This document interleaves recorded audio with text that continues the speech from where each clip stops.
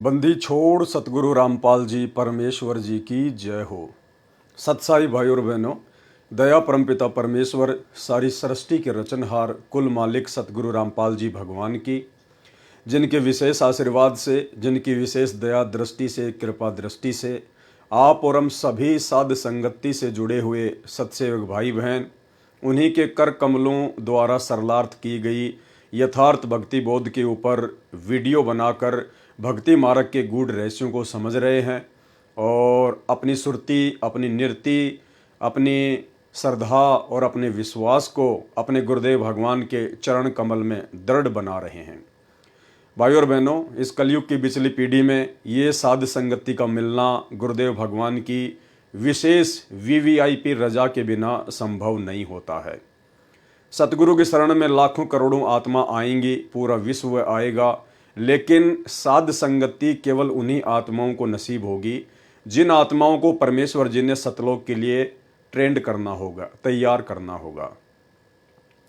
तो जैसे वर्तमान में हमारे गुरुदेव भगवान का इस काल लोक में जबरदस्त विरोध चल रहा है, जिस प्रकार इस काल लोक में कुछ एक आत्माओं को छोड़कर ज्यादातर आत्माओं को परमेश्वर रामपाल जी का नाम सुनना भी पसंद नहीं है, ठीक इसी प्रकार जितनी आत्माएं वर्तमान में परमेश्वर रामपाल जी की शरण में आ चुकी हैं, उनमें से ज्यादातर आत्माओं को साध संगति का नाम सुनना भी पसंद नहीं है, कारण उनके कमजोर भक्ति संस्कार। लेकिन आप और हमारे ऊपर गुरुदेव भगवान ने दया करने में किसी भी प्रकार की कोई भी कसर नहीं छोड़ी है और अब आप और हमारी जिम्मेदारी बनती है कि हम भी गुरुदेव भगवान की इस रजा का भरपूर फायदा उठाएं। तो भाई और बहनों, विशेष रजा है सतगुरु रामपाल जी परमेश्वर जी की साध संगति से जुड़े हुए भाई बहनों के ऊपर, और गुरुदेव भगवान की यह रजा इसी प्रकार से हमारे ऊपर बनी रहे, यही हमारी अंतिम इच्छा है।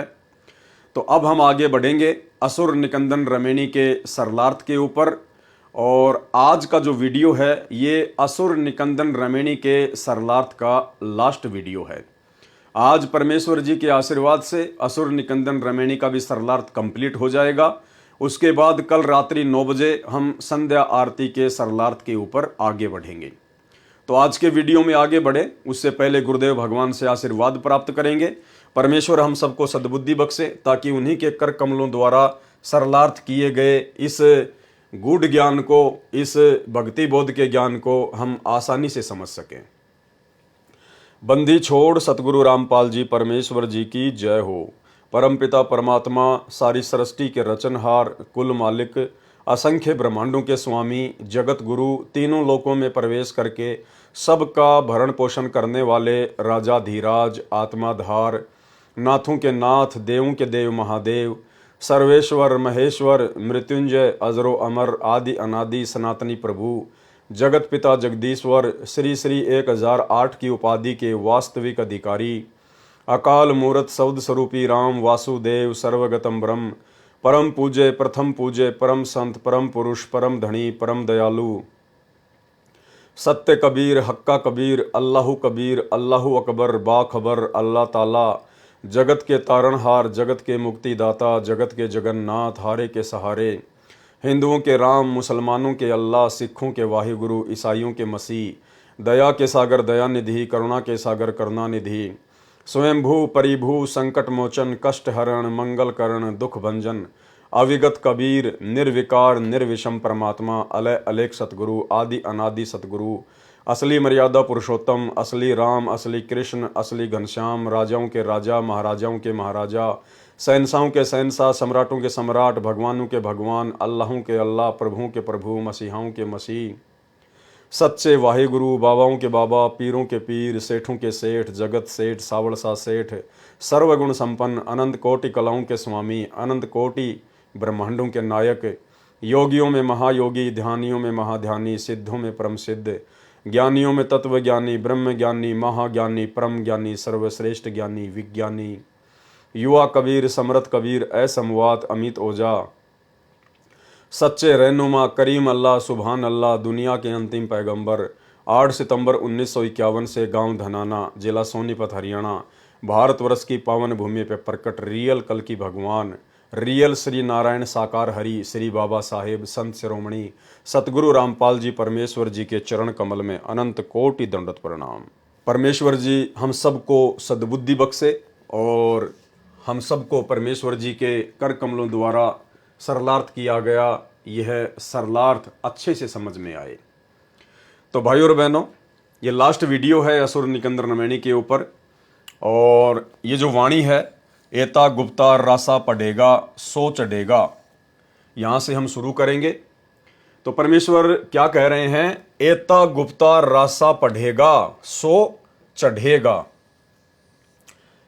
इतना गहरा उलझा हुआ ये जो ज्ञान है, जो इस ज्ञान को पढ़ेगा समझेगा, गुरुदेव कहते हैं सो चढ़ेगा, यानी वही अध्यात्म की ऊंचाइयों को छुएगा, वही भक्ति मार्ग को सही प्रकार से समझ पाएगा, और वही आत्मा पतिव्रता पद पर चलकर अपने गुरु को ही परमात्मा मानकर भक्ति मार्ग में सफलता प्राप्त कर पाएगी। एता गुप्ता रासा पढ़ेगा।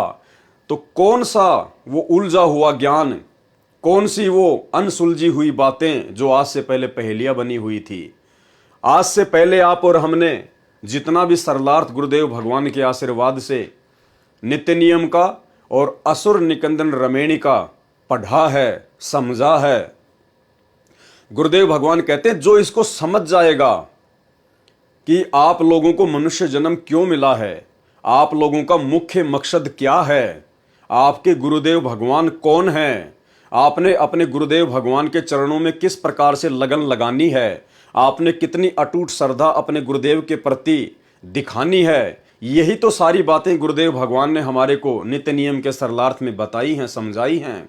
और असुर निकंदन रमैनी के अंतर्गत गुरुदेव भगवान ने हमें इन तमाम 21 ब्रह्मांड की वैश्विक शक्तियों की समर्थता के विषय में बता दिया, और कह रहे हैं कि इतना सब कुछ जान लेने के बाद एता गुप्ता रासा पढ़ेगा। इतना सब कुछ ये गहरा उलझा हुआ ज्ञान जो गुरुदेव के द्वारा सुलझा दिया गया है, जिसको पढ़ने के बाद यदि कोई आत्मा सही प्रकार से भक्ति मार्ग पर चलेगी तो चढ़ेगा, सो चढ़ेगा, यानी वही अध्यात्म में आगे चढ़ेगा, अध्यात्म की ऊंचाइयों को छुएगा। एता गुप्ता रासा पढ़ेगा सो चढ़ेगा। इस वाणी का सरलार्थ परमेश्वर जी ने आगे किया है। जो इतना गुप्ता रासा, गुप्ता रासा का मतलब गहरा उलझा हुआ ज्ञान, जिस ज्ञान को आज सतगुरुदेव भगवान ने, सतगुरु रामपाल जी परमेश्वर जी ने पहली कक्षा के बच्चों की पुस्तक जैसा बना दिया है। नौमन सूत उलझिया ऋषि रहे झकमार, और सतगुरु ऐसा सुलझा दे फिर उलझे न दूजी बार। जो इतना गुप्ता रासा अर्थात गहरा उलझा हुआ ज्ञान जो गुप्त है, जिसका आज से पहले किसी को भी ज्ञान नहीं था, किसी को भी पता नहीं था, जिस ज्ञान को वो सतगुरु स्वयं ही सतलोक से चलकर आकर समझाता है सृष्टि रचना के माध्यम से, कोई विश्वास करने को तैयार नहीं, कोई विश्वास करने को तैयार नहीं, क्योंकि आज से पहले किसी को भी तत्व ज्ञान नहीं था। ज्ञान तो था, आचार्य शंकराचार्य पंडित मुल्ला मौलवी इन्हीं शास्त्रों को पढ़कर लोगों को पढ़ाया करते थे, बताया करते थे, लेकिन वो खाली ज्ञान था, वो तत्व ज्ञान नहीं था, वो सार ज्ञान नहीं था, शास्त्रों का निष्कर्ष नहीं था। तो गुरुदेव भगवान कह रहे कि अब तुम्हें जो सब कुछ बता दिया गया है, सब कुछ ताश के पत्तों की तरह खोल दिया गया है, अब इसको पढ़कर जो विश्वास करेगा, विश्वास किस पर? अपने गुरुदेव पर और गुरुदेव की भक्ति पर। दुनियादारी पर विश्वास की बात नहीं हो रही यहां पर, अपने गुरुदेव पर और गुरुदेव की भक्ति पर, कि हमें जो गुरुदेव भगवान वर्तमान में मिले हैं परम पूज्य सतगुरु रामपाल जी परमेश्वर जी के रूप में, इनसे बढ़कर सकल सृष्टि में अन्य कोई समर्थ शक्ति नहीं है। और जो ज्ञान सतगुरुदेव भगवान ने हमें दे दिया है, उससे बढ़कर अन्य कोई ज्ञान पूरी सृष्टि में नहीं है, अन्य कोई भी मोक्ष का ज्ञान नहीं है। तो कहते हैं इस पर जो विश्वास कर लेगा वो आगे बढ़ेगा। जो इतना गुप्ता रासा गहरा उलझा हुआ ज्ञान जो गुप्त है, कोई विश्वास करने को तैयार नहीं है, परंतु जो इसको पढ़ेगा अर्थात समझेगा, वह चढ़ेगा अर्थात अध्यात्म की ऊंचाइयों को छुएगा।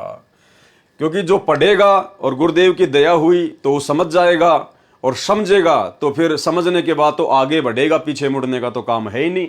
फिर वो अध्यात्म की ऊंचाइयों को छुएगा, ज्ञान ग्रहण करके अपने जीवन का कल्याण कराएगा।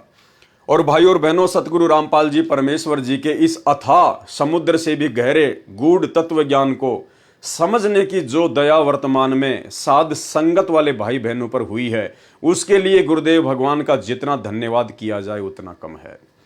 आप ये ना समझना कि इस ज्ञान को इसी प्रकार जैसे गुरुदेव के आशीर्वाद से आप और हम साध संगति से जुड़े हुए भाई बहन समझ रहे हैं, अन्य हमारे गुरु भाई बहन जो अभी भी सतलोक आश्रमों से जुड़े हुए हैं वो भी समझ रहे होंगे। नहीं, कुछ एक आत्माएं होंगी जिन पर गुरुदेव भगवान की रजा हो सकती है।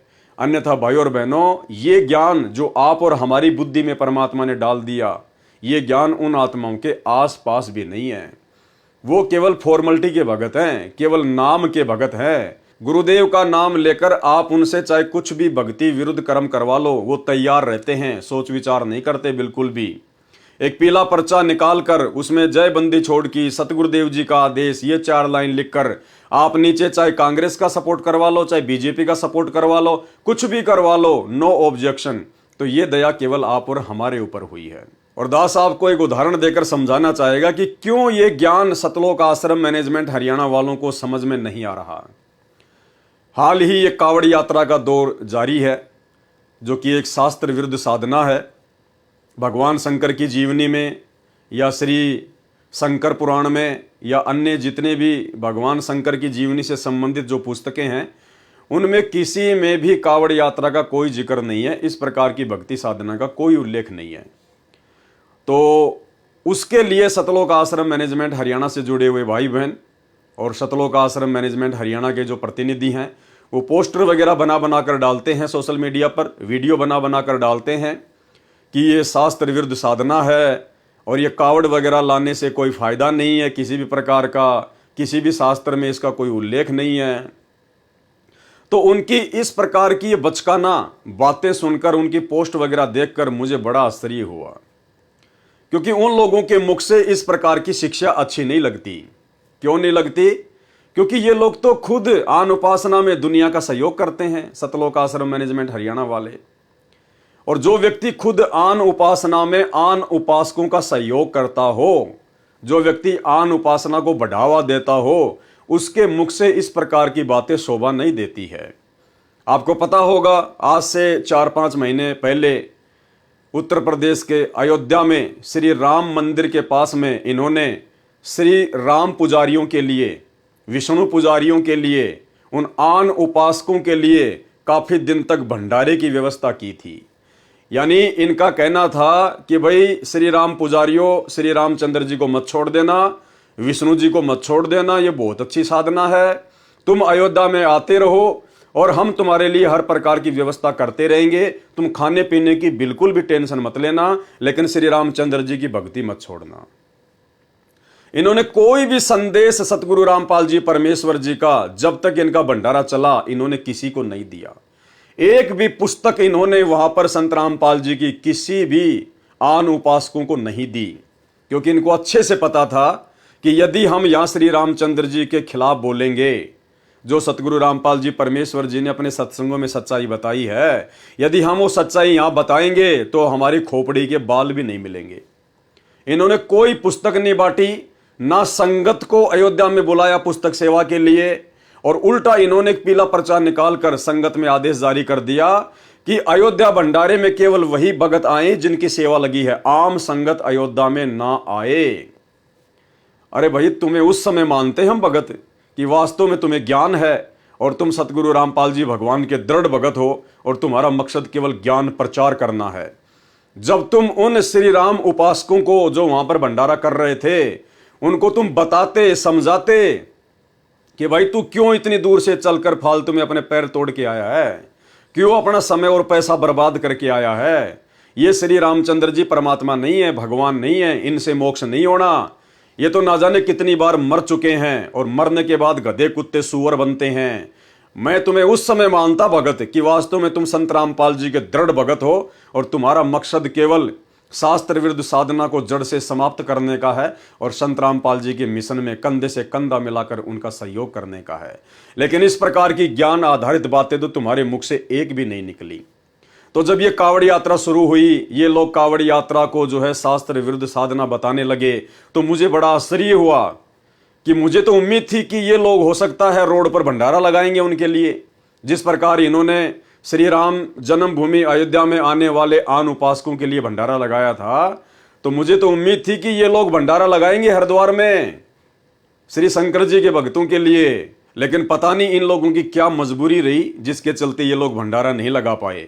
तो भाई, जो सतलोक आश्रम मैनेजमेंट हरियाणा अपने गुरुदेव भगवान के वचनों के विरुद्ध, अपने गुरुदेव भगवान के मिशन के विरुद्ध, उनके सत्संगों के विरुद्ध जो आन उपासकों की आन उपासना में सहयोग करता है, उसके मुख से इस प्रकार की बातें अच्छी नहीं लगती हैं। तो भाई और बहनों, ये कहां से ये गूढ़ बातें जिनका जिक्र गुरुदेव ने इस यथार्थ भक्ति बोध के सरलार्थ में करके दे दिया है, ये कहां से जानेंगे, ये कहां से पहचानेंगे? क्योंकि अभी तक तो ये वैश्विक शक्तियों को ही महत्व दे रहे हैं। गुरुदेव ने तो पूरे यथार्थ भक्ति बोध के सरलार्थ में, जिसमें श्री ब्रह्मा जी की वाणियां हैं, श्री शंकर जी की वाणियां हैं, श्री विष्णु जी की वाणियां हैं, परमेश्वर ने फिर निष्कर्ष दे दिया लास्ट में कि इनकी केवल फोकट महिमा करनी है, इनके बस में कुछ भी नहीं था करना और धरना। ये करने और धरने वाला तो कबीर परमात्मा है, तुम्हारा सतगुरु है। लेकिन इसके बावजूद ये सतलोक आश्रम मैनेजमेंट हरियाणा वाले उन्हीं आन उपासकों का सहयोग करते हैं। तो ये लोग इन वाणियों को, इस गूढ़ ज्ञान को, इस यथार्थ भक्ति बोध के सरलार्थ को नहीं समझ पाएंगे। ये दया तो गुरुदेव भगवान ने आप और हम साध संगति से जुड़े हुए भाई बहनों के ऊपर की है। तो क्या कह रहे हैं गुरुदेव? एता गुप्ता रासा पढ़ेगा सो चढ़ेगा। जो इतना गुप्तार रासा अर्थात गहरा उलझा हुआ ज्ञान जो गुप्त है, कोई विश्वास करने को तैयार नहीं है, परंतु जो इसको पढ़ेगा अर्थात समझेगा, वह चढ़ेगा अर्थात अध्यात्म की ऊंचाइयों को छुएगा, ज्ञान ग्रहण करके अपने जीवन का कल्याण कराएगा। तो गुरुदेव के इस सरलार्थ को पढ़कर समझकर आप और हम भाई बहनों को कितना आनंद आ रहा है। हमारा विश्वास भक्ति मार्ग पर अपने गुरुदेव के चरणों में दिन प्रतिदिन कितना दृढ़ होता जा रहा है। ये दया केवल आप और हमारे ऊपर है। अगली वाणी है, चंपेगा पर भूमि सीम, साक्षी कृष्ण पांचों पांडवों भारती भीम।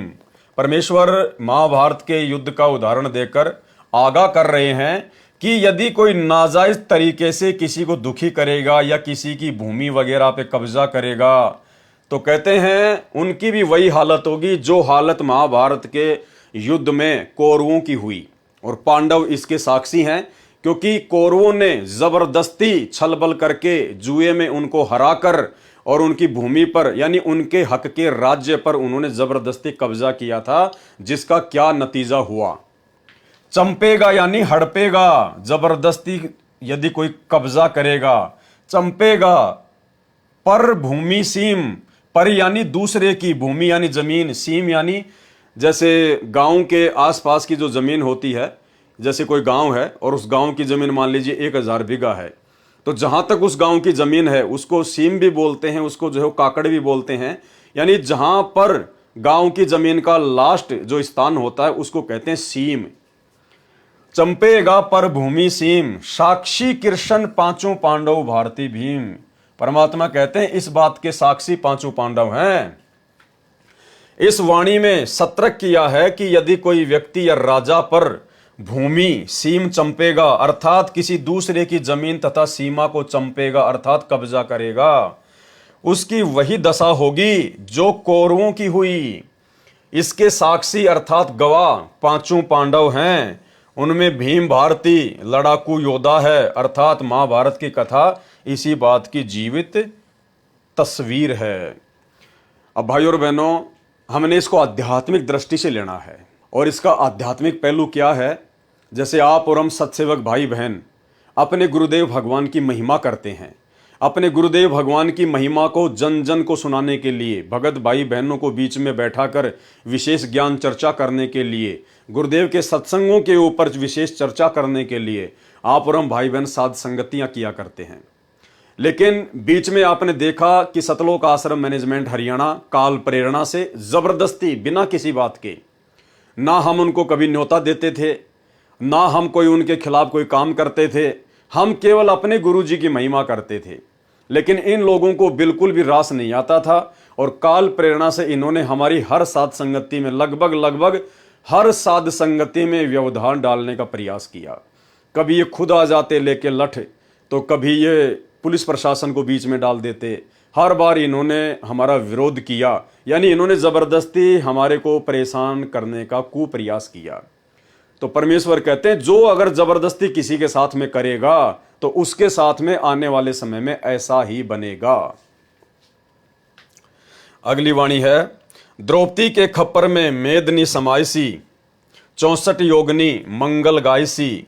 द्रौपदी के खप्पर में मेदनी समायसी, यानी महाभारत के युद्ध की मुख्य जो सूत्रधार थी, जिसके कारण ये महाभारत के युद्ध का जन्म हुआ, वो है द्रौपदी। और द्रौपदी को गुरुदेव भगवान ने ये दुर्गा का अंश बताया, दुर्गा का अवतार बताया। तो कहते हैं उस द्रौपदी का खप्पर भरने के लिए मेदनी समाइसी, यानी 18 करोड़ सेना उसके खप्पर में डाल दी गई, काट काट के, मार मार के।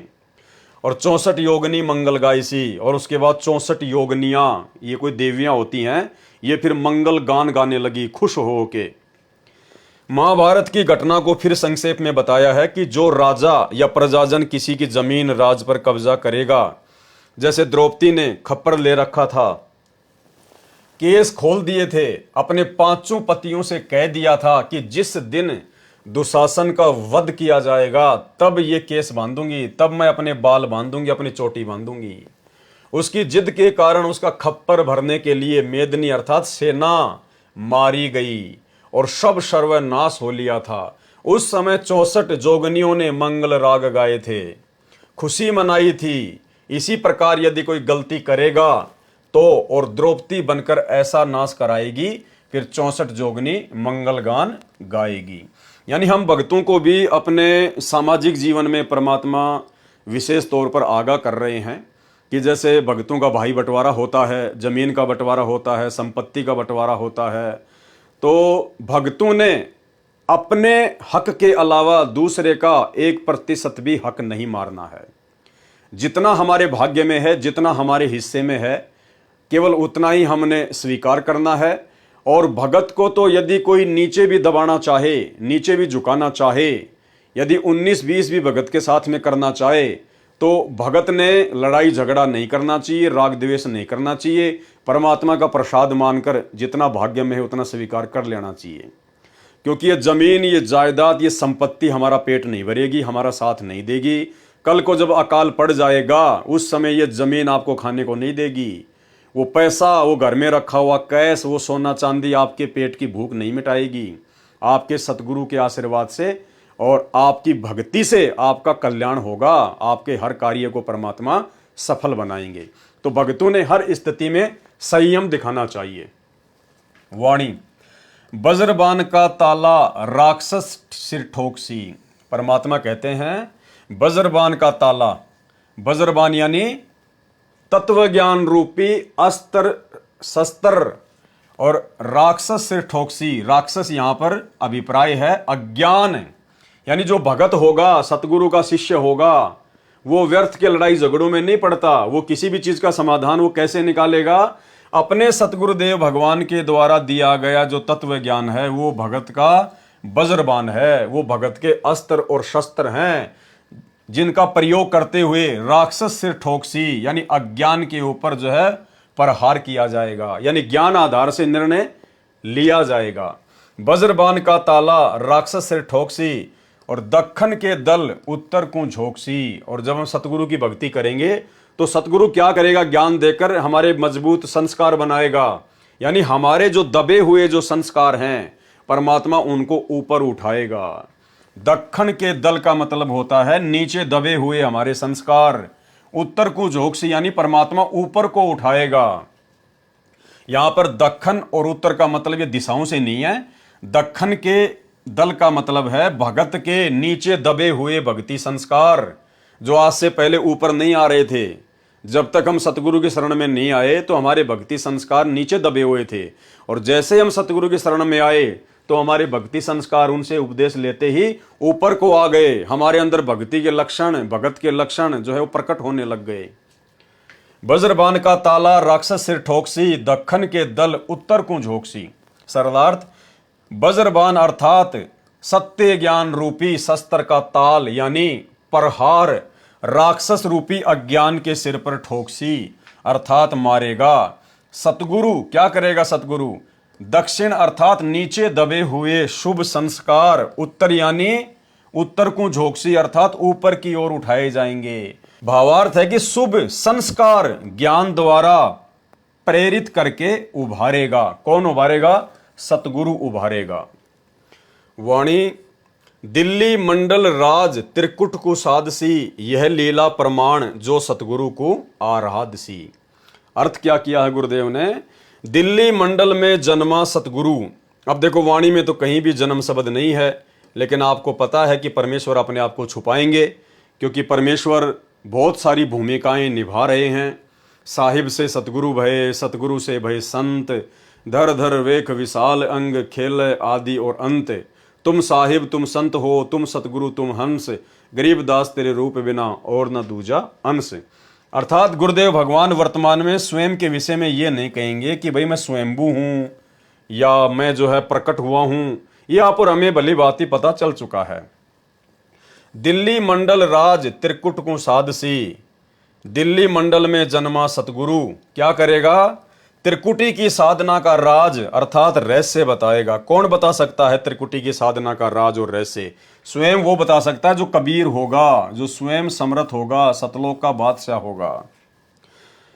यह लीला प्रमाण जो सतगुरु को आराधसी, यह लीला तो प्रमाण है अर्थात सबूत है, परंतु वही समझ सकेगा जो सतगुरु को आराधसी अर्थात सतगुरु के बताई भक्ति मंत्रों से साधना करेगा। कौन सी लीला, कौन से सबूत? यही जो गुरुदेव अपने आप को छुपा रहे हैं कि मेरा तो जन्म हुआ है, मेरा तो जन्म हुआ है। कहते हैं इस लीला को कि सतगुरु प्रकट होता है या सतगुरु जन्म लेता है, इस लीला को वही समझ पाएगा जो सतगुरु की सही प्रकार से भक्ति करेगा, सतगुरु के बताए भक्ति मंत्रों से साधना करेगा। वाणी, कजली बलकू ज्यों गोफन के गिलोल हैं, राक्षस का रासा भंग खाली चौंडोल हैं।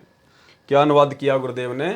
सरलार्थ, यह वाणी उपमालंकार है। समझाया है कि जैसे कजली अर्थात कदली केले बनकर, कुंजर यानी हाथी मस्ती में आकर केलों के पेड़ों को खाते हैं और उन्हीं पर लेटते हैं, उनको तोड़ते हैं, और जब उनको राजा के नौकर पकड़कर बंदी बनाकर रखते हैं तब वह सिर धुनता है, रोता है। वह मस्ती अब कहाँ? ऐसे ही मानव शरीर को प्राप्त प्राणी पूर्व जन्म के पुण्यों से प्राप्त सुविधाओं को मस्ती से भोगता है। भक्ति करने को कहते हैं तो कानों पर टाल देता है, यम के दूत पकड़कर ले जाएंगे तब रोता है। यानी परमात्मा ने ये उदाहरण दिया है, कजली बलकू ज्यों गोफन के गिलोल हैं।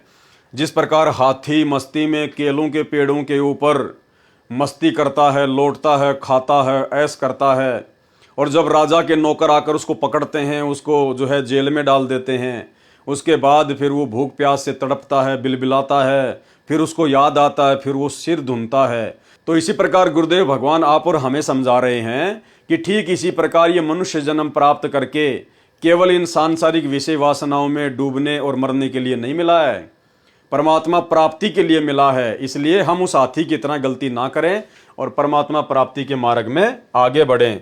राक्षस का रासा भंग खाली चौंडोल हैं। और दूसरा उदाहरण क्या दिया गुरुदेव ने?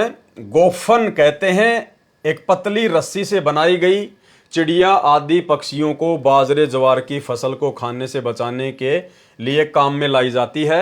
उसके अंदर मिट्टी का बनाया लड्डू जैसा गोला रखा जाता है और उसकी लंबी रस्सी के दोनों सिरों को पकड़कर घुमाकर एक सिरा छोड़ दिया जाता है। उस समय उससे आवाज भी होती है तथा गोला भी दूर तक जाकर गिरता है, पक्षी फसल से उड़ जाता है।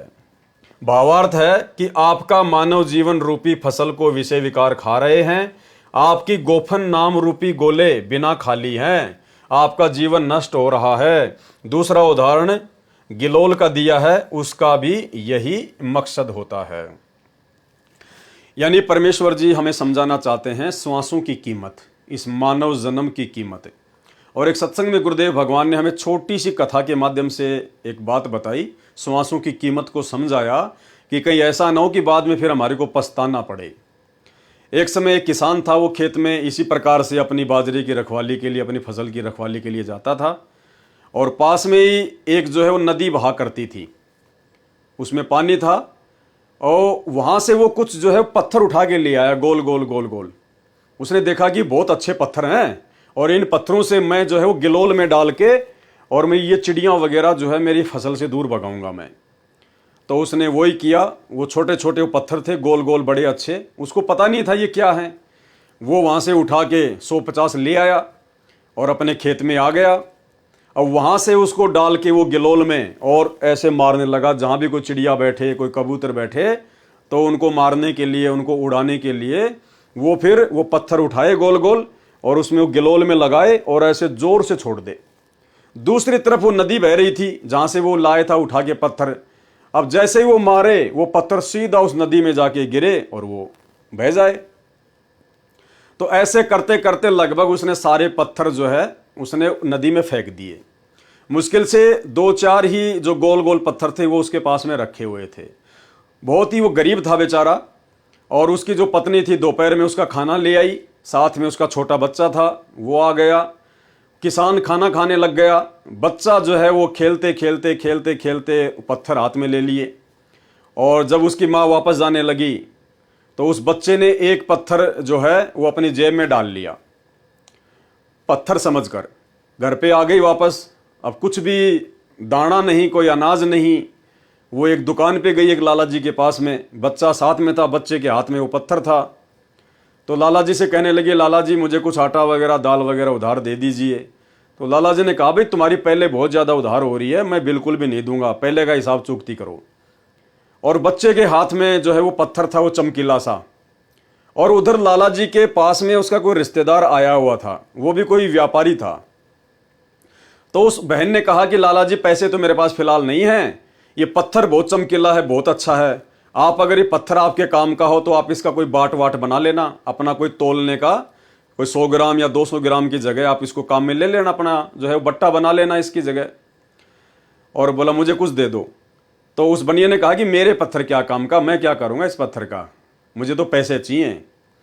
अब वो जोरी था जो बनिए का रिश्तेदार था, जब उसने बच्चे के हाथ में वो चमकीला पत्थर देखा तो तुरंत उसने उस पत्थर को लिया और उसको चेक किया, और चेक करके कहा कि भाई तुझे कहाँ से मिला ये पत्थर। बोला जी ये तो ऐसे ऐसे खेत में मेरा पति जो है चिड़िया वगैरह उड़ाता है, और वो नदी में बह के आए थे और वो इनसे जो है चिड़िया वगैरह भगाता है। बोला बहन तेरे को जितना सामान चाहिए इस दुकान में, 1 महीने का, 2 महीने का, तू ये गाड़ी बैलगाड़ी जितनी भर के लेके जा सकती है तू ले जा, और ये पत्थर तू मुझे दे दे। अब वो तो खुश हो गई कि लाला जी तो लगता है पागल है, और उसने वो पत्थर दे दिया। और वो तो भर के सामान महीने भरकर अपने घर पे ले आई। और बाद में जोहरी ने उस लाला जी को बताया कि भाई ये सामान्य पत्थर नहीं है, ये तो लाल है, लाल है, इसकी तो 9 करोड़ की कीमत है, 9 करोड़ की कीमत है। तो उस बहन को बैलगाड़ी भर के महीने भर का पूरा सामान दे दिया। और उस लाला जी के रिश्तेदार ने कहा कि बहन ये तुझे कहाँ से मिला, ये तो बहुत कीमती पत्थर है, ये इसकी तो करोड़ों में कीमत है, करोड़ों में कीमत है, तेरे को और भी चाहिए तो तू ले जाना यहां से। ये कहकर उस बहन को सामान दे दिया, और बहन तुरंत दौड़ के खेत में गई कि भाई वहां तो और पड़े हैं ऐसे ऐसे। वो तुरंत दौड़ के गई खेत में, और वो भाई साहब उनको पत्थर समझ के सबको नदी में फेंक चुका था। उसने जाके बताया, सारी कहानी बताई कि ऐसे ऐसे इस पत्थर की तो इतनी कीमत थी, और घर पे चल के देखो गाड़ी भर के सामान दे दिया लाला जी ने, जो अपन 5 साल में भी फसल में पैदा नहीं कर सकते थे। उसके बाद में वो सिर धुन के रोने लगा, क्योंकि उसने सारे पत्थर अज्ञानता में, नादानी में, नासमझी में उसने वो नदी में फेंक दिए। फिर दौड़ के वो नदी की तरफ गया, वहां उसको कुछ नहीं मिला। बाद में वो सिर धुन धुन के रोने लगा। तो भाई और बहनों, ठीक इसी प्रकार परमात्मा समझा रहे हैं कि बिना सच्चे सदगुरु की शरण के और बिना सतनाम के आपकी जो ये अनमोल श्वासें हैं, ये हीरे मोती लाल हैं श्वासें। एक एक श्वास की कीमत हमें गुरुदेव भगवान ने अच्छे से समझाई हुई है कि बिना तत्वदर्शी संत की शरण के और बिना सच्चे नाम के जाप के जितने भी मनुष्य पृथ्वी पर हैं उनकी श्वासें उस चमकीले पत्थर की तरह, उस लाल की तरह ये बर्बाद होती जा रही हैं। तो आप और हम भाई बहनों का कितना बड़ा सौभाग्य है, हमें तो पता भी नहीं था इन बातों का, क्या भक्ति है, क्या सतनाम है, क्या सतलोक है, क्या मोक्ष होता है, क्या सतगुरु होता है। और सतगुरु ने स्वयं ही आकर हमें अपनी जानकारी दी, अपना हाथ पकड़ाया, हमें अपनी शरण में लिया। तो भाई और बहनों, आप और हम कितनी बड़ी किस्मत के धनी हैं, ये गुरुदेव भगवान अक्सर अपने सत्संगों में जिक्र करते रहते हैं। तो हमने गुरुदेव भगवान की रजा को इसी प्रकार से बनाकर रखना है। तो इन वाणियों में परमात्मा ने विशेषकर यही समझाने का प्रयास किया है कि अब तुम्हें उन श्वासों की कीमत को समझा दिया गया है। अब तुमने भक्ति में गफलत नहीं करनी है, मंत्र जाप करने में गफलत नहीं करनी है, मर्यादा तोड़ के अपने गुरुजी को नाराज नहीं करना है। फिर कहा है कि खाली चहडोल, चहडोल कहते हैं हाथी के ऊपर रख के खोके जैसी अलमारी को, यानी पहले राजा महाराजा जो हाथी के ऊपर एक वो अंबारी बना के चलते थे ना, उसको कहते हैं चहडोल। उसको अंबारी भी कहा जाता है, वह भी खाली है। अर्थात आपके पास मानव शरीर रूपी हाथी भी है, उसके ऊपर बुद्धि रूपी चहडोल भी है, परंतु उस चहडोल में बैठने वाला राजा अर्थात मन तो गधों की सवारी कर रहा है। अर्थात मानव शरीर भी है, ये बुद्धि रूपी उसके ऊपर ये अंबारी भी है, लेकिन जब तक सतगुरु नहीं मिलता, जब तक सतगुरु का तत्व ज्ञान नहीं मिलता, तब तक इस मानव शरीर से ये काल, ये मन गधे की सवारी करता है, उल्टी साधना करवाता है, उल्टे कुकर्म ही करवाता है।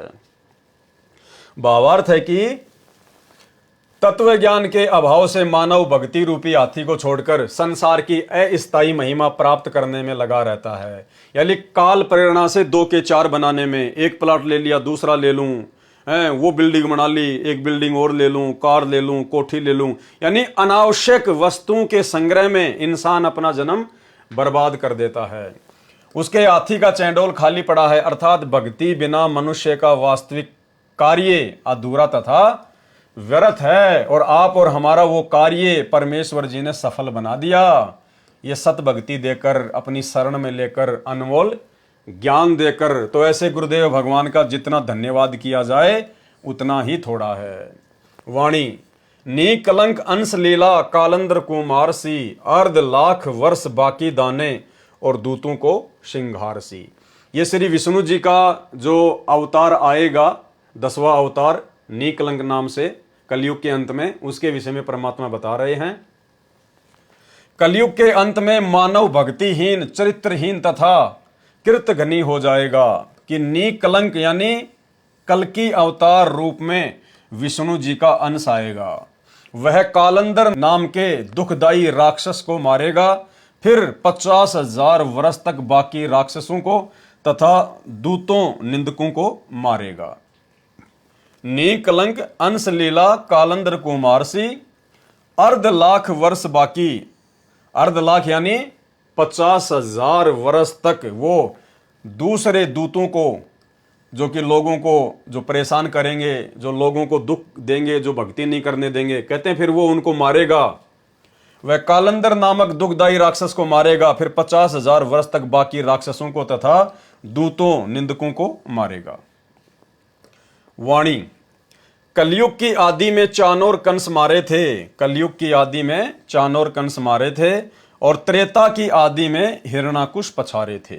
सरलार्थ श्री विष्णु जी की स्तुति करके पुनः महिमा दोहराई है कि आप जी ने द्वापर युग के अंत में जब कलयुग का प्रभाव हो गया था, उस समय मथुरा के राजा कंस को मारा था, तथा कंस के राज्य का पहलवान जो मथुरा केसरी था, चमार जाति में जन्मा था, ये श्री कृष्ण रूप में मारे थे।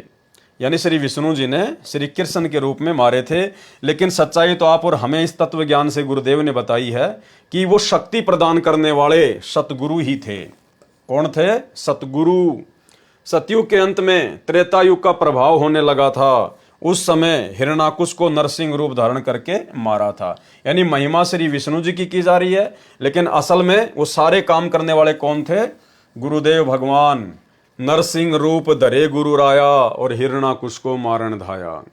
वाणी बलि की विलास यज्ञ सुरपति पुकारे थे, वामन स्वरूप धर कीनी सुरपति पुकार बलि वह निस्तारे थे। यानी राजा बलि ने इंद्र की गद्दी प्राप्त करने के लिए जो यज्ञ किए थे, और फिर देवताओं का राजा इंद्र परेशान हो गया था। फिर वो विष्णु जी के पास गया कि भगवान कोई समाधान निकालो, आपने मुझे राज दिया था। और राजा बलि ने तो 99 यज्ञ पूरी कर ली है, 100वीं यज्ञ वो करने बैठ गया। तो विष्णु जी ने कहा कि ठीक है, मैं कोई समाधान निकालता हूँ। तो विष्णु जी के पास में समाधान नहीं था, उसने परमात्मा से अर्ज की। तो परमेश्वर कबीर जी अर्थात सतगुरु रामपाल जी भगवान ने बोने व्यक्ति का, बोने ब्राह्मण का रूप धारण करके किस प्रकार से राजा बलि को समझाया और इंद्र के राज को यथावत रखा। ये कहानी परमात्मा ने हमें असुर निकंदन रमैनी के सरलार्थ में पहले पूरी लिख कर दी है। हमने उसको पिछली वीडियो में अच्छे से समझा है, तो यहाँ परमात्मा उसका ज़्यादा जिक्र नहीं कर रहे। बलि की विलास यज्ञ सुरपति पुकारे थे, वामन स्वरूप धर कीनी, सुरपति पुकार बलि बैन निस्तारे थे।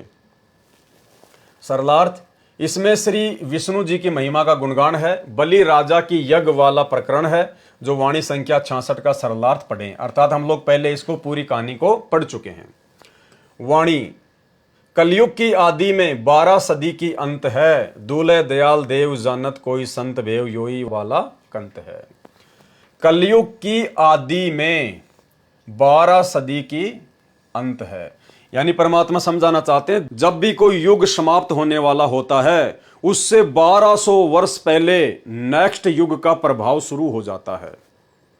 जैसे मान लीजिए कि त्रेता युग की जो समाप्ति होती है, उससे 1200 वर्ष पहले उसमें द्वापर युग का जो प्रभाव है वो शुरू हो जाता है। और जब द्वापर युग की समाप्ति का समय आता है, तो उससे 1200 वर्ष पहले उसमें कलयुग का जो प्रभाव है वो स्पष्ट रूप से दिखाई देने लग जाता है। कलयुग की आदि में 12 सदी की अंत है, यानी जब कलयुग की शुरुआत होनी थी, उससे पहले द्वापर युग में 1200 वर्ष पहले ही इस कलयुग का जो प्रभाव है वो दिखाई देने लग गया था। यानी ये हर युग में होता है। परमात्मा ने बताया जब भी किसी नए युग का प्रारंभ होना होता है, उससे 1200 वर्ष पहले उस नेक्स्ट युग का जो प्रभाव है वो दिखाई देने लग जाता है। दूल्हे दयाल देव जानत कोई संत भेव यूं ही बाला कंत है। लेकिन वो परमात्मा, वो दयालु, वो सबका स्वामी, वो परमेश्वर जिसने सबको बनाया, जिसने सबको रचा, वो हमेशा एक जैसा रहता है, उसकी स्थिति में कोई बदलाव नहीं होता है। सरलार्थ, जैसा कि वाणी संख्या 120 में बताया है कि प्रत्येक युग के अंत में, प्रत्येक युग के अंत में अगले युग का जो प्रभाव है वो गिरने लगता है। प्रत्येक युग के अंत में, जैसे द्वापर युग का अंत, तो द्वापर युग के अंत से 1200 वर्ष पहले उसमें जो है कलयुग का जो प्रभाव है वो दिखाई देने लगेगा। त्रेता युग का अंत, तो जैसे त्रेता युग का अंत होने वाला होगा तो 1200 साल पहले ही उसमें द्वापर युग का जो प्रभाव वो दिखाई देने लग जाएगा। सतयुग का जैसे अंत होने वाला होगा तो 1200 वर्ष पहले उसमें त्रेता युग का जो प्रभाव है वो दिखाई देने लग जाएगा। प्रत्येक युग के अंत में अगले युग का प्रभाव गिरने लगता है। द्वापर युग में लगभग 1200 साल पहले कलयुग का प्रभाव हो गया था और उसी के प्रभाव में कंस ने अत्याचार किए। महाभारत जैसा अनर्थ अत्याचार हुआ, कभी पांडव जंगल में, कभी अज्ञातवास में, फिर महाभारत का युद्ध किया, फिर हिमालय में गलकर मरे। इसलिए कहा है कि द्वापर में 12 यानी 12 से कलयुग जैसा वातावरण रहा है। 1200 वर्ष पहले ही कलयुग जैसा वातावरण जो है द्वापर युग में शुरू हो गया था, जो द्वापर का अंत तथा कलयुग की आदि यानी शुरुआत कहा गया है। परंतु दूल्हे दयाल देव अर्थात सर्व आत्माओं को दूल्हा अर्थात पति परमेश्वर दयालु परमात्मा यो ही वाला कंत है, अर्थात यह वाला, यह जिसकी महिमा संत गरीबदास जी वास्तव में करना चाहते हैं। तो संत गरीबदास जी अपने सतगुरु की महिमा करना चाहते हैं।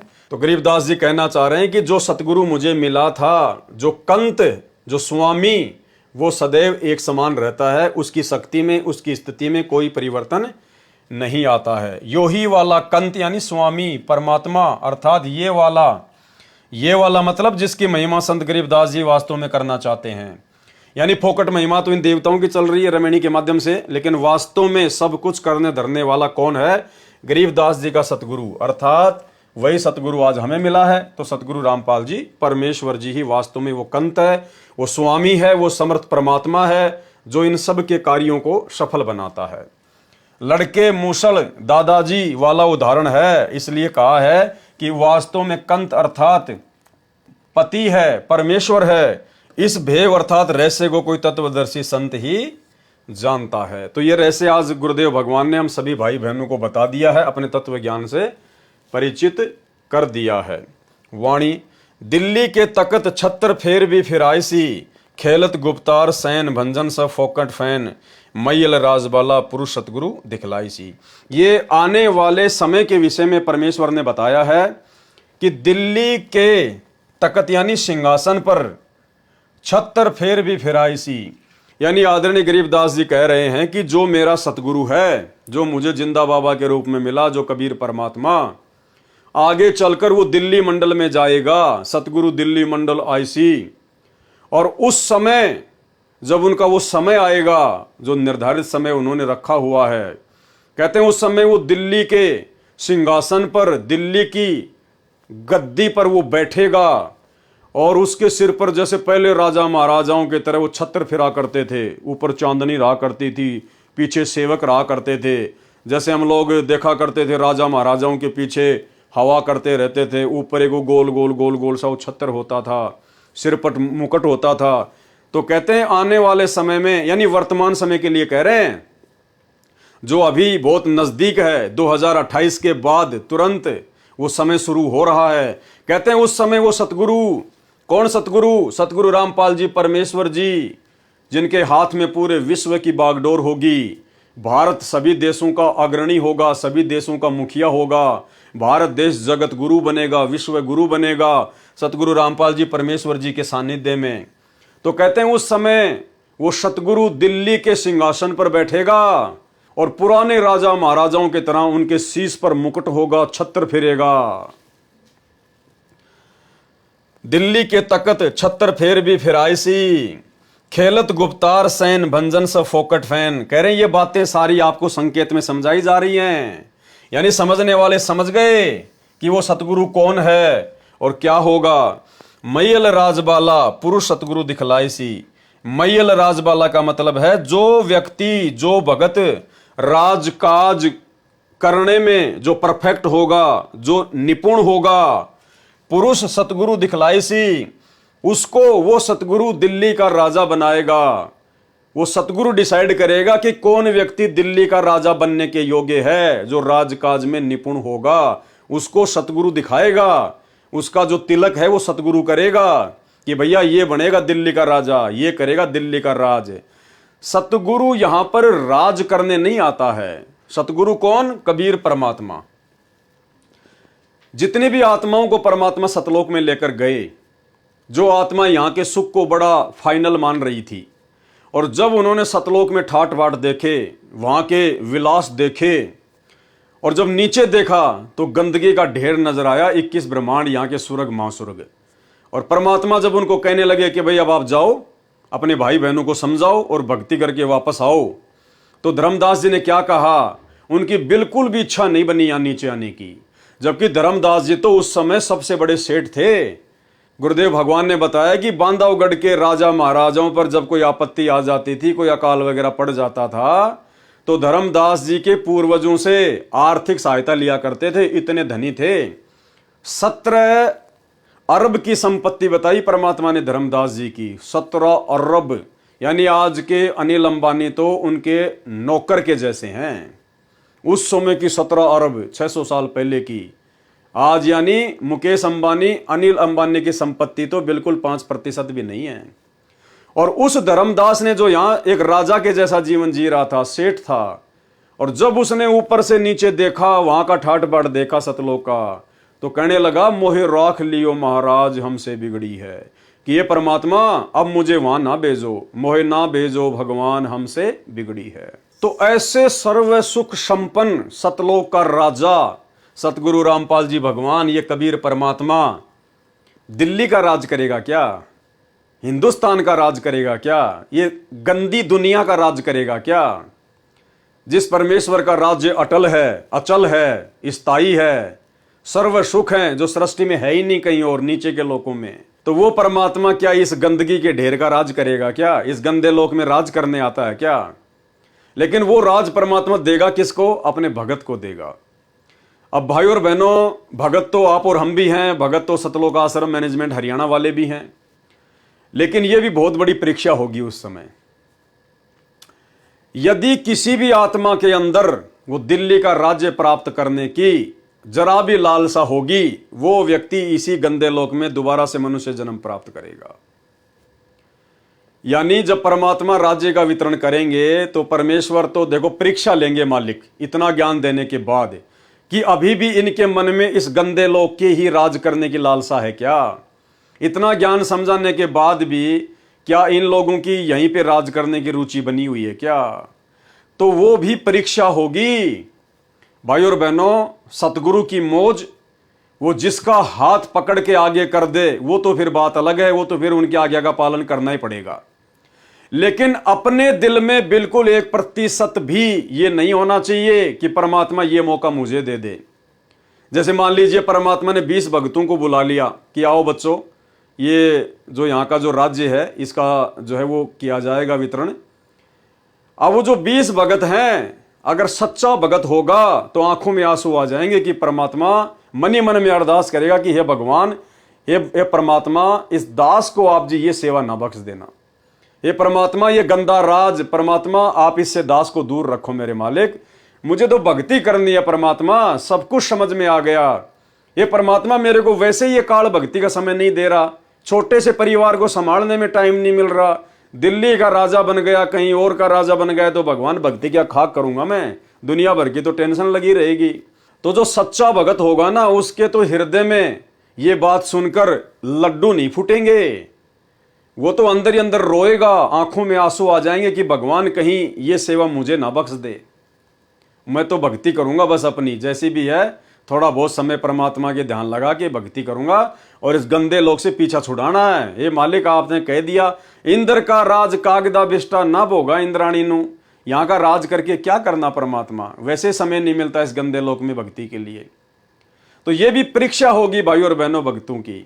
जिस प्रकार हम लोग पहले पढ़ाई करते थे और जब टीचर होमवर्क की कॉपी चेक करता था और जिन जिन बच्चों ने होमवर्क कंप्लीट नहीं किया होता था उनको साइड में खड़ा कर दिया जाता था 4-5 को, और फिर उनकी पिटाई करने के लिए उनको आगे बुलाया जाता था कि आ जाओ रे इधर आओ। तो वो एक दूसरे को धक्का मारते थे कि ये जाए पहले ये जाए, वो डरा करते थे कि डंडे पड़ेंगे आगे। तो इसी प्रकार जब परमात्मा इस प्रकार की सेवा बांटे तो भाई और बहनों, उन बच्चों जैसी स्थिति अगर किसी की होगी तो सच्चा भगत है। और सतगुरु तो अंतर्यामी है, तुम्हारे अंदर क्या चल रहा है और तुम बाहर क्या बोल रहे हो, फॉर्मेलिटी नहीं चलती इस मार्ग में, नकलीपन नहीं चलता, वो तो अंदर के भाव चेक करेगा। तो भाई और बहनों, ये भी भक्तों की परीक्षा होगी, इसलिए कभी सौपन में भी नहीं आना चाहिए कि परमात्मा हमें इस प्रकार की सेवा दें। ये अरदास करो कि परमात्मा आपके चप्पल जूते उठाने की सेवा दे देना, ये परमात्मा हमें तो आश्रम में झाड़ू निकालने की सेवा दे देना, या अन्य कोई ऐसी सेवा दे देना भगवान जिससे मैं भक्ति ज्यादा कर सकूं।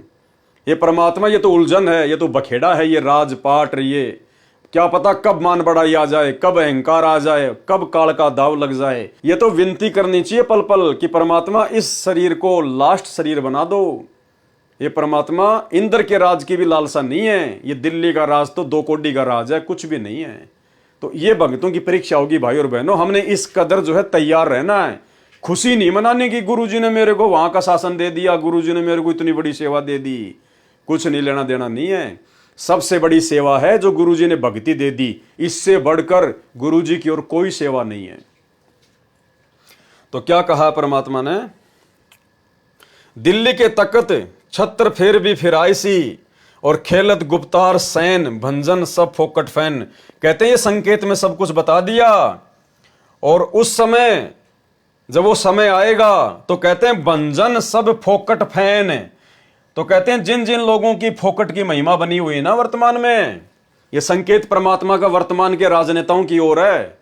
जैसे लोगों ने अपनी नासमझी के चलते ये मान रखा है कि नरेंद्र मोदी भारत को जगत गुरु बनाएगा, भारत को विश्व गुरु बनाएगा, नरेंद्र मोदी ये करेगा वो करेगा। तो परमात्मा कहते हैं जो फोकट की महिमा जो बनी होगी ना उस समय फालतू के लोगों की, वो सब फैल हो जाएगी, दूध का दूध पानी का पानी हो जाएगा कि कौन क्या करेगा। भंजन सब फोकट फैन, मैल राजबाला, यानी कौन होगा राजा बनने के लायक। पुरुष सतगुरु दिखलाए सी, उस व्यक्ति को तो सतगुरु बताएगा, सतगुरु दिखाएगा कि कौन राजा बनेगा। सरलार्थ, भारतवर्ष की राजधानी दिल्ली के तख्त अर्थात गद्दी सिंहासन पर बैठेगा, उसके सिर पर पुराने राजा महाराजाओं की तरह छत्र फिरेगा। किसके सिर पर? सतगुरु रामपाल जी परमेश्वर जी के शीश पर। यानी मुखिया तो परमात्मा ही होंगे, लेकिन परमात्मा फिर अपना प्रतिनिधि नियुक्त कर देगा, अर्थात छत्र से शोभा की जाएगी। मैयल यानी माहिर अर्थात राजकाज में निपुण कुशल, राजबाला अर्थात राजा बनने वाले व्यक्ति को, पुरुष को सतगुरु दिखाएगा कि कौन राज्य करने के योग्य है, कौन राजा बनने के योग्य है। कौन दिखाएगा? ये सतगुरु डिसाइड करेगा। कोई इलेक्शन नहीं होंगे, कोई चुनाव नहीं होंगे, कोई पार्टीबाजी नहीं होगी। अभी वर्तमान में बांग्लादेश में क्या हो रहा है आप सबको पता है ना। वहां की प्रधानमंत्री बांग्लादेश छोड़ के भारत आ गई, दर दर की ठोकर खा रही है। मात्र उसको 45 मिनट का टारगेट दिया गया वहां की आर्मी के द्वारा कि 45 मिनट है आपके पास में, देश छोड़ के जाना चाहती हो या फिर इन लोगों के हाथों में मरना चाहती हो। अब देखो भाई और बहनों, ये है इस काल का षड्यंत्र। अब वो प्रधानमंत्री एक देश की कोई छोटी शक्ति नहीं होती है, सेना जिसके अधीन, पुलिस प्रशासन जिसके अधीन है, पूरी जनता की राजा प्रधानमंत्री। और भाई और बहनों, जैसे उसके पुण्य समाप्त हुए, देख लो क्या हाल हो गया। दर दर की ठोकर खाती फिर रही है, देश छोड़ के भागना पड़ गया। यह है इन देवी देवताओं के द्वारा दिया गया राज, यह है इन देवी देवताओं की भक्ति का प्रतिफल। ना जाने उसने कितने मस्जिद बनवाई होंगी, कितने उसने मंदिर बनवाए होंगे, कितने उसने भंडारे कराए होंगे, कितने उसने दान पुण्य भी किए होंगे। क्या एक भी काम आया उसके? और राज्य छिन गया उसके हाथ से। वो सारी मौज मस्ती प्रधानमंत्री की कितनों ऐसा आराम होती हैं, कितनी इज्जत होती है। और अब यूट्यूब पर 10 वीडियो देख रहा था कि बांग्लादेश छोड़ के सीधी भारत आ गई वो, और वहां पर उसके पास में खुद के कपड़े खरीदने के पैसे भी नहीं थे उसके पास में। ये हाल है भाई और बहनों। क्या राज करेंगे यहां का? क्या राज करें यहां का? ये हाल है राजाओं का। ये तो वर्तमान में दुर्गति, और मरने के बाद में एक हरि की भक्ति बिन राजा गधा होए, और माटी लदे कुमार की घास न डाले कोई। और हमारे गुरुदेव भगवान ने, सतगुरु रामपाल जी परमेश्वर जी ने सन 1392 में तैमूर लंग को 7 पीढ़ी का राज दिया। 7 पीढ़ी का, 400 साढ़े 400 साल तक कोई हिला भी नहीं पाया, माई का लाल है। तो सतगुरु जो देता है वो अटल होता है, सदा के लिए होता है, जब तक उसकी सीमा परमात्मा निर्धारित कर देते हैं। तो भाई और बहनों, ये बांग्लादेश का जो एग्जाम्पल है, ये आप और हमारे लिए बहुत बड़ी शिक्षा है। देखो वो कितने ऐशो आराम करती थी, कितने उसके नौकर चाकर थे, कितना उसका मान सम्मान था, और 1 सेकंड में सब कुछ छिन गया। 1 सेकंड में, यानी आम व्यक्ति से भी नीचे की श्रेणी में आके खड़ी हो गई, आम व्यक्ति से भी नीचे की श्रेणी में। तो क्या ऐसे राज आप करना चाहोगे क्या, जिसका कोई भरोसा नहीं, कब हाथ से निकल जाए, कब हमारी दुर्गति हो जाए? तो भाई और बहनों, हमें तो सतगुरु ने सतलोक का राज करवाना है, अटल राज। कोई छीन नहीं सकता, कोई डर नहीं, कोई भय नहीं, वहां कोई आर्मी नहीं, वहां कोई पुलिस नहीं, कोई लफड़ा नहीं, कोई आंदोलन नहीं, जनता का कोई विद्रोह नहीं, कुछ नहीं। वो अटल राज परमात्मा हमें प्रदान करवाने के लिए, भक्ति देकर सतलोक ले जाने के लिए आए हैं। तो हमारी लगन तो वहां लगनी चाहिए। इस गंदे लोक में तो हमारी आंखों के सामने आए दिन ऐसे ऐसे एग्जाम्पल घटित हो रहे हैं। साल भर पहले अपने अफगानिस्तान में देखा, वहां का राष्ट्रपति हामिद देश छोड़ के भाग गया, ये बांग्लादेश वाली भाग गई। और आने वाले समय में यही होगा, हर देश में यही होगा, भारत में हर जगह यही होगा। ये राजनेता गद्दी छोड़ छोड़ भगेंगे, ऐसी परिस्थितियां उत्पन्न हो जाएंगी। तब दुनिया जानेगी इन सतगुरु को कि भगवान कौन है, परमात्मा कौन है। तब इस देश को बचाने के लिए इस सतगुरु के चरणों में पड़कर, विनती करके, कंधों पर बैठा कर लोग इस हार जेल से बाहर लेके आएंगे। तब दुनिया को पता चलेगा कि हाँ, परमात्मा कौन है, परमेश्वर कौन है, सर्वशक्तिमान शक्ति कौन है। जिस कल की भगवान के आए दिन वीडियो यूट्यूब पर डलते हैं, वो प्रकट हो चुका है, वो अपना कार्य कर रहा है, लेकिन जानता कोई नहीं। ये है वो कल की भगवान। कल की यानी कलयुग का भगवान। वो कल की अलग है, वो विष्णु का अवतार अलग है। कल की यानी कलयुग का भगवान, ये है वो परमात्मा। तो क्या कह रहे हैं परमात्मा? भारतवर्ष की राजधानी दिल्ली के तख्त अर्थात गद्दी सिंहासन पर बैठेगा। उसके सिर पर पुराने राजा महाराजाओं की तरह छत्र फिरेगा, अर्थात छत्र से शोभा की जाएगी। मैयल अर्थात माहिर अर्थात राजकाज में निपुण, राजबाला अर्थात राजा बनने वाले व्यक्ति को सतगुरु दिखाएगा। यह गुप्त खेल संकेत से कहा है। उस महापुरुष के प्रकट होने के पश्चात, उस सतगुरु के प्रकट होने के पश्चात, कौन से सतगुरु के प्रकट होने के पश्चात? जिसके विषय में गरीबदास जी कह रहे हैं सतगुरु दिल्ली मंडल आईसी, सतगुरु रामपाल जी परमेश्वर जी के प्रकट होने के पश्चात सब फोकट अर्थात व्यर्थ फैन अर्थात महिमा किसी अन्य की बताई है, वह भंजन यानी समाप्त हो जाएगी। यह आपके मोदी मादी अमित शाह वगैरह ये राजनीतिक पार्टी वाले नेता, इन सब की महिमा खाक में मिल जाएगी, समाप्त हो जाएगी। केवल यही परमात्मा एकमात्र रहेगा।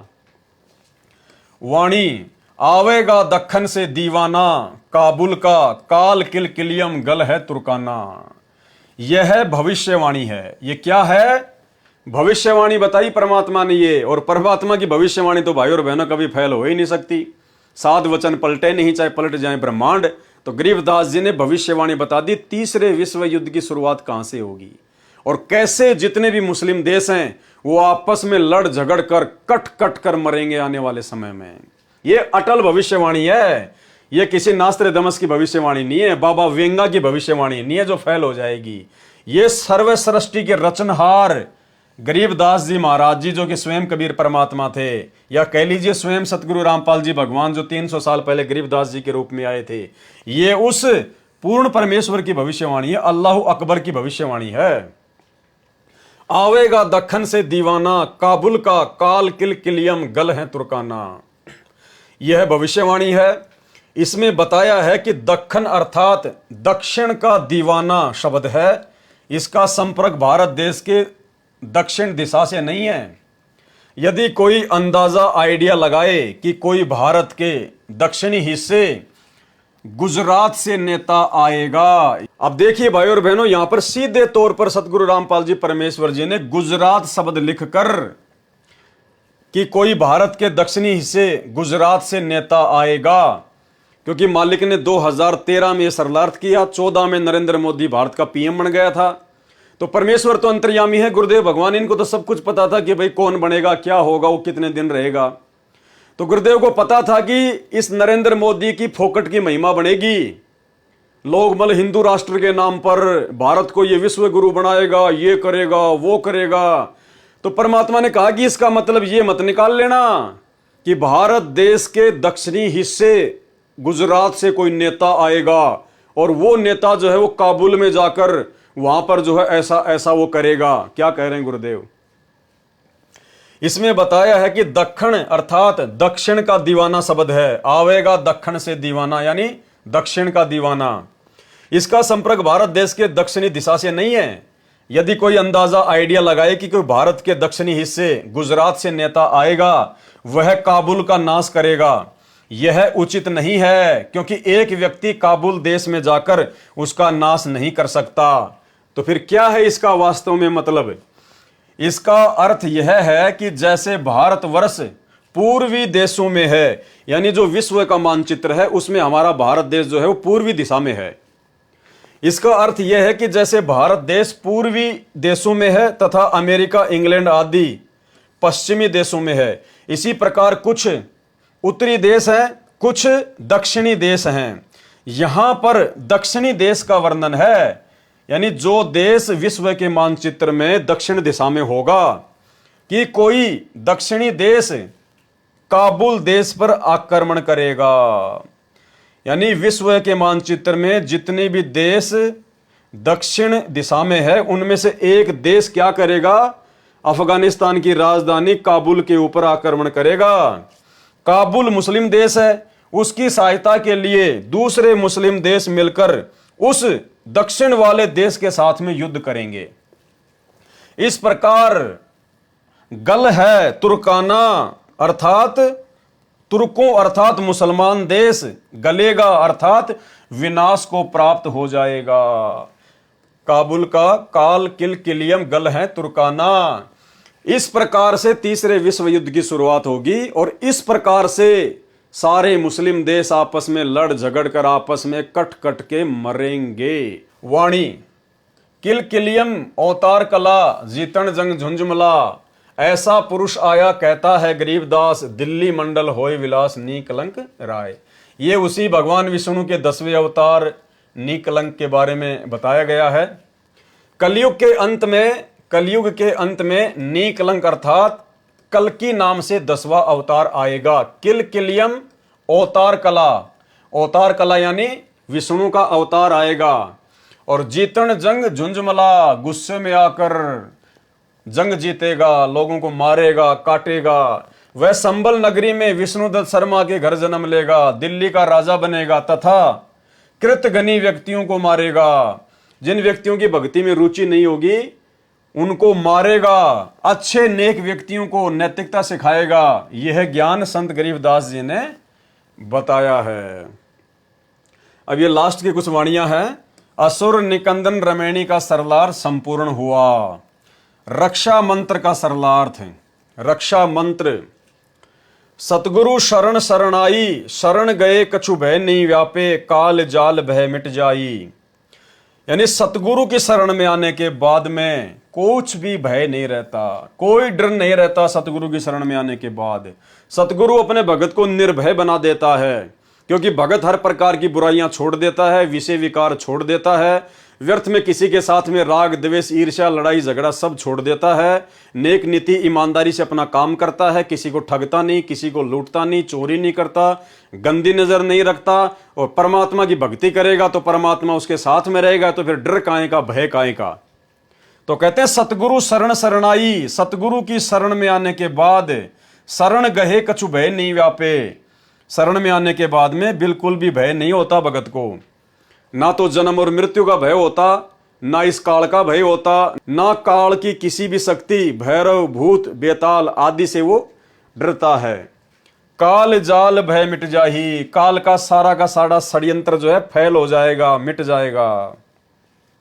रोग शोग छल छिद्र न व्यापे, यानी भगत को किसी भी प्रकार का कोई रोग यानी रोग, कोई बीमारी, और शोग यानी दुख, और छल छिद्र न व्यापे। छल छिद्र यानी भगत के साथ में कोई धोखाधड़ी करेगा तो वो धोखाधड़ी करने वाला ही नीचे गिर जाएगा, भगत पे कोई असर नहीं होगा, भगत को कोई नुकसान नहीं पहुंचा पाएगा। रोग शोग छल छिद्र न व्यापे, सन्मुख ना ठहराई, सामने भी नहीं टिकेगा बिल्कुल भी कोई भी छल छिद्र वगैरह किसी का। और जहर अग्नि तन निकट न आवे, और यदि भगत को कोई जहर देकर मारना चाहे, यदि आग में डालकर मारना चाहे, यानी भगत के निकट भी ये अग्नि और जहर नहीं आएंगे। परमात्मा कहते हैं कहे कबीर शरण गए मेरी, हो रक्षा जल थल की। यानी भगत को ये जहर और अग्नि बिल्कुल भी नुकसान नहीं पहुंचा सकती। जैसे मीराबाई के ऊपर जहर का असर नहीं हुआ और जो भगत था प्रहलाद उसके ऊपर आग का कोई असर नहीं हुआ। दूरी जात रंगाई, दूर भाग जाएंगे सारे। वीर बेताल बाण ना लागे, वीर बेताल यानी जो काल की जो शक्तियां हैं, वीर और बेताल भैरव भूत, कहते हैं इनका किसी भी प्रकार का कोई भी बाण भगत के ऊपर नहीं लगेगा। जम के कोट ढहाई, काल का जो किला है वो ढह जाएगा। 98 पुण्य मूठ ना लागे, गुरुदेव ने बताया 98 प्रकार के जंत्र मंत्र होते हैं, वशीकरण होते हैं, जो भक्तिहीन प्राणियों को दुखी करने के लिए उनका इस्तेमाल किया जाता है। जैसे किसी ने कोई मूठ छोड़ दी, कोई वशीकरण कर दिया, कोई जंत्र मंत्र कर दिया, कोई गाल गाल दी, तो ये 98 प्रकार के जंत्र मंत्र बताए जिससे उन लोगों को दुखी किया जाता है जो लोग सही भक्ति नहीं करते हैं। तो कहते हैं भगत के ऊपर उनका कोई असर नहीं होगा। 98 पुण्य मूठ ना लागे, उल्ट ताही दरखाई, जो इस प्रकार की गंदी हरकत भगत के साथ में करेगा, कहते हैं वापस उसी के ऊपर उनका असर हो जाएगा। बैर करे सोए दुख पावे, अगर हमारे भगत के साथ में कोई बैर करेगा, कोई राग द्वेष ईर्ष्या करेगा, तो कहते हैं वो दुखी होगा, परेशान होगा, और सुरती शब्द मिल जाई, और भगत की जो सुरती है वो नाम में, शब्द में जो है वो लग जाएगी। भगत निरंतर भक्ति करके आगे बढ़ेगा। कहे कबीर हम जम दम पे लिया, कबीर परमात्मा कह रहे हैं कि हम जम दम पे लिया। जम यानी काल, और दल यानी उसके 14 करोड़ यमदूत। कहते हमने सबको मार भगाया। पेल्या यानी मार भगाया। कहे कबीर हम जम दम पेल्या, सतगुरु लाख दुहाई। गरीबदास जी कह रहे हैं कि ये सतगुरु साक्षी है इस बात का, ये सच है। सरलार्थ, यह शब्द परमेश्वर कबीर जी का है। इसको असुर निकंदन रमैणी के साथ पढ़ते हैं। इसमें कहा है कि सतगुरु की शरण ग्रहण करने के पश्चात कुछ भी डर नहीं रहता। सतगुरु शरण शरण आई, और शरण गए कछु भय नहीं व्यापे। यहां तक कि काल के जाल तथा काल के षड्यंत्र का भी भय नहीं रहता। काल जाल भय मिट जाही, रोग शोग छल छिद्र न व्यापे, सन्मुख न ठहराई। रोग तथा शोग, दुख व कोई छल छिद्र अर्थात जंत्र मंत्र नहीं लगेगा, वह सन्मुख नहीं ठहरता। जहर अग्नि तन निकट न आवे, दूरी जात रंगाई। जहर तथा अग्नि भगत के शरीर के निकट नहीं आती, अपितु तुरंत दूर चली जाती है। यानी आप और हमारे ऊपर जब कोई ऐसी विशेष आपत्ति आनी होगी, हमारे किसी पूर्व जन्म के संस्कार की या काल के द्वारा हमारे को भक्ति से डगमग करने के लिए, तो परमात्मा कहते हैं आप तो केवल अपनी मर्यादा में रह के भक्ति करो, बाकी काम परमात्मा का है। कुछ भी आपके निकट नहीं आने देगा परमात्मा। डरने और घबराने की जरूरत नहीं है। वीर बेताल बाण ना लागे, यम के कोट ढहाई। वीर बेताल नाम के प्रेत प्रमुखों का कोई बाण अर्थात आक्रमण प्रभाव नहीं करेगा, अपितु यमराज का किला अर्थात चक्कर भी ढह जाएगा। जम के कोट ढहाई, समाप्त हो जाएगा। 98 पुण्य मूठ ना लागे, उल्ट तही दरखाई। 98 प्रकार की मूठ मंत्र अर्थात पाखंड पूजा है, जिनके द्वारा भक्तिहीन प्राणियों को मंत्र से कष्ट दिया जाता है। वे सतगुरु के भगत पर असर नहीं करते, उल्टे उसी को हानि करते हैं जो भगत के ऊपर मंत्र छोड़ता है। बैर करे सोए दुख पावे, सुरती शब्द मिल जाई। जो भगत से बैर करेगा वह दुख पावेगा। भगत की तो भक्ति और बढ़ेगी, उसकी सुरती नाम मंत्र में लीन होकर मोक्ष प्राप्त करेगा। और कहे कबीर हम जमदम पेल्या, सतगुरु लाख दुहाई। परमेश्वर कबीर जी ने कहा है कि हम ही भगत की रक्षा करते हैं, और जम दल अर्थात जम दूतों का समूह है जो 14 करोड़ का झुंड है। पेल्या अर्थात भगा दिया। सतगुरु की शरण में कोई कष्ट नहीं रहता। सतगुरु को लाख लाख दुहाई अर्थात बधाई है, जिन्होंने हमें ऐसा अनमोल ज्ञान और ऐसी भक्ति देकर हमारे जीवन को धन्य कर दिया है। तो भाइयों और बहनों, असुर निकंदन रमैणी का सरलार्थ गुरुदेव भगवान के आशीर्वाद से कंप्लीट हुआ। गुरुदेव भगवान का हम अनंत कोटि दंडवत धन्यवाद करते हैं कि परमेश्वर जी ने जो सेवा अपने तुच्छ छोटे से मंदबुद्धि दास को बख्शी, परमेश्वर ने अपने आशीर्वाद से अपने संरक्षण में उसको कंप्लीट करवाया। अब कल रात्रि 9 बजे हम संध्या आरती के सरलार्थ के ऊपर चलेंगे। तो भाइयों और बहनों, ऐसा समर्थ गुरुदेव भगवान हमें प्राप्त है, और ये तमाम असुर निकंदन रमैणी का जो सरलार्थ है, इस सरलार्थ का केवल एक ही निष्कर्ष निकलता है कि 21 ब्रह्मांड केवल गुरुदेव भगवान सतगुरु रामपाल जी ने, कबीर परमात्मा ने इस काल को राज करने के लिए दिया हुआ है। ये धर्मराय, ये काल, ये ज्योति निरंजन सतगुरु का नौकर है, उसके दरबार का चेला है, मजदूर है। इसको केवल एक ड्यूटी दी गई है। ये 21 ब्रह्मांड सतलोक की जेल है, और ये काल यहाँ का जेलर है। जो सतलोक में गलती करता है उस आत्मा को नीचे पटक दिया जाता है जेल में। तो ये केवल जेलर है, बहुत छोटी शक्ति है। और आज हमें सतलोक का राजा कबीर परमात्मा सतगुरु रूप में आकर मिल गया है। तो अब हमने इस जेलर से डरने की जरूरत नहीं है, घबराने की जरूरत नहीं है। हाँ, अगर सतगुरु की मर्यादा तोड़कर अगर कुछ ऐसी वैसी हरकत करेंगे तो भाई ये पकड़ के ले जाएगा अपनी जेल में। फिर सतगुरु का और इसका एग्रीमेंट है, फिर सतगुरु कोई बीच बचाव नहीं करेगा। तो भाई और बहनों, बहुत सारे भाई बहन कह रहे थे कि भाई आप लोग इतनी बड़ी बड़ी बातें करते हो, हमारे गुरुजी ऐसा कर देंगे, ऐसा कर सकते हैं, आने वाले समय में हमारे गुरुजी सब कुछ करेंगे और सारे भगवान फेल हो जाएंगे, कोई कुछ नहीं कर पाएगा। तो भाई तुम्हारे गुरुजी वर्तमान में जो देश विदेश में परिस्थितियां बिगड़ रही हैं उनको सेट क्यों नहीं कर देते, लड़ाई झगड़ों को रोक क्यों नहीं देते, रसिया और यूक्रेन के युद्ध को क्यों नहीं समाप्त कर देते, ईरान और अमेरिका के बीच में कैसे भयंकर खींचातानी हो रही है, तुम्हारे गुरुजी शांत क्यों नहीं कर देते, बांग्लादेश में ऐसा विद्रोह हो रहा है, इतने लोग मारे जा रहे हैं, आए दिन ये बड़े बड़े जो है ये ट्रेन हादसे हो रहे हैं और लोग मर रहे हैं आए दिन, तुम्हारे गुरुजी क्यों नहीं बचा देते अगर भगवान है तो। भाई सबसे पहले तो आप सतगुरु रामपाल जी परमेश्वर जी के सत्संग सुनना शुरू कीजिए, क्योंकि परमात्मा का एक विधान, एक संविधान है जिससे आप लोग बिल्कुल अपरिचित हो। परमात्मा है तो इसका मतलब ये नहीं कि सब कुछ उल्टा सीधा कर देगा, वो कर सकता है, वो समर्थ है, लेकिन उसके भी कुछ नियम हैं, कुछ कायदे हैं भाई, जिसके कारण ये सृष्टि चलायमान है, ये ब्रह्मांड चल रहे हैं। तो सबसे पहले तो आप संत रामपाल जी के सत्संग सुनना शुरू करें और सत्संगों में सृष्टि रचना को सुने। उसके बाद में अगर आपके बात समझ में आ जाए, फिर आप सतगुरु रामपाल जी भगवान की शरण में आओ, उनसे उपदेश लो, संकल्प दीक्षा लो या नाम उपदेश लो, जैसा भी आपको समझ में आए।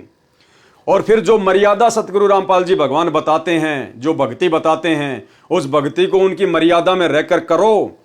उसके बाद में चाहे भाई पूरी दुनिया इधर की उधर क्यों ना हो जाए, चाहे पूरी दुनिया के देश आपस में लड़ झगड़ के क्यों ना खत्म होने की स्थिति में आ जाएं, जो सतगुरु का सच्चा भगत होगा, जो उपदेश लेने के बाद इनकी मर्यादा में रहकर भक्ति करेगा, जो संकल्प लेने के बाद इनकी मर्यादा में रह के भक्ति करेगा, उस भगत का चाहे कितना भयंकर युद्ध क्यों ना हो रहा हो, कहीं किसी देश में कितना भयंकर विद्रोह क्यों ना हो, चाहे अग्नि बाण क्यों ना छूट रहे हो, मिसाइलें क्यों ना गिर रही हो, परमाणु बम क्यों ना भगत के घर के सामने गिर जाए, लेकिन उस भगत का कोई बाल बाका नहीं कर सकता, बाल बाका।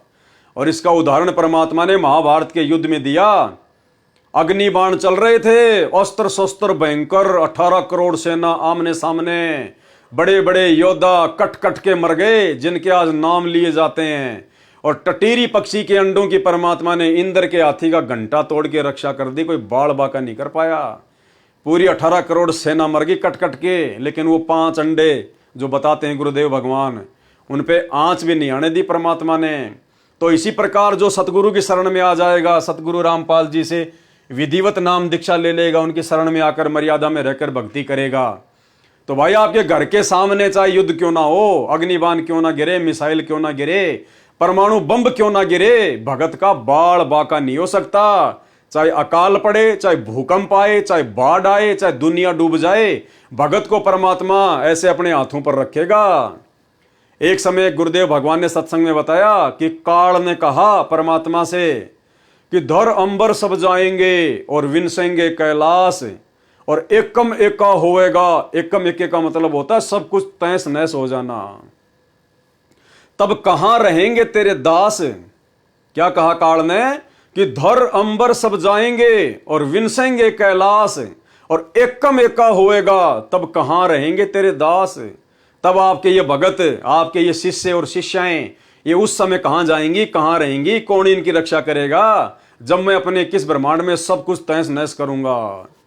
तो गुरुदेव भगवान ने कहा कि धर अंबर सब जान दे और विनसन दे कैलाश, और एकम एका होण दे, मेरे आश्रय रहेंगे मेरे दास।